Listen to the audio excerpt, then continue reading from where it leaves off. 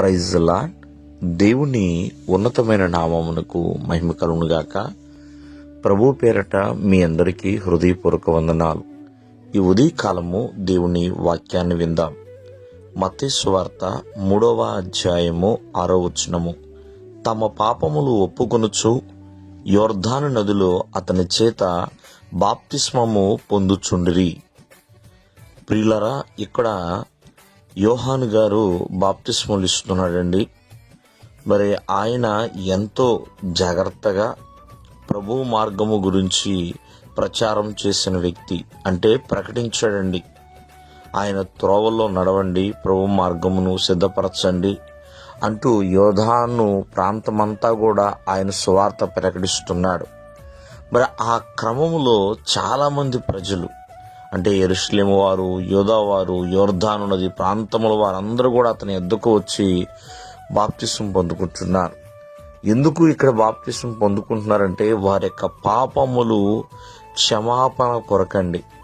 పాపములు ఒప్పుకుంటున్నారు, ప్రతి ఒక్కరు కూడా పరిశుద్ధంగా బ్రతకాలి అంటూ కడగబడుతున్నారు. బాప్తిస్మ అంటే ముంచుట, కడగబడుట, ఇలా ఎన్నో పర్యాయ అర్థాలు వస్తూ ఉంటాయి. కావున వీళ్ళు చేస్తున్న పని ఏంటంటే పాపము నిమిత్తమై వారు బాప్తిసాలు పొందుకుంటున్నారు. మరి పేతురు గారు బాప్తిస్మలు ఇస్తున్నారు, అలాగే చాలామంది బాప్తిస్మలు ఇస్తున్నారు. కానీ బాప్తిసం పొందుకున్నంత మాత్రాన దేవుని రాజ్యానికి వెళతారంటే అది నమ్మటానికి లేదండి. కానీ ఒక మాట చెప్తాను, మరి దేవుడు ఏ ఆజ్ఞలైతే చెప్పి ఉన్నాడో ఆ ఆజ్ఞలను పాటించేవాడు ఖచ్చితంగా దేవుడు తన రాజ్యంలోనికి స్వీకరిస్తాడు. కావున వీరు బాప్తిసం తీసుకుంటున్నారు, అది వారి యొక్క పాప క్షమాపణ నిమిత్తమై.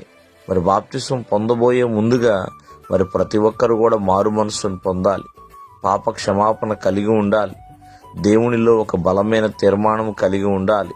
అంతేకాకుండా రానున్న మరి రోజుల్లో ప్రియమైన వర్లరా ఒక చక్కటి ప్రణాళికతో ముందుకు వెళ్ళాలి. దేవుని ఆజ్ఞలు పాటించున్నట్లుగా వారిని వారు సిద్ధపాటు చేసుకోవాలి.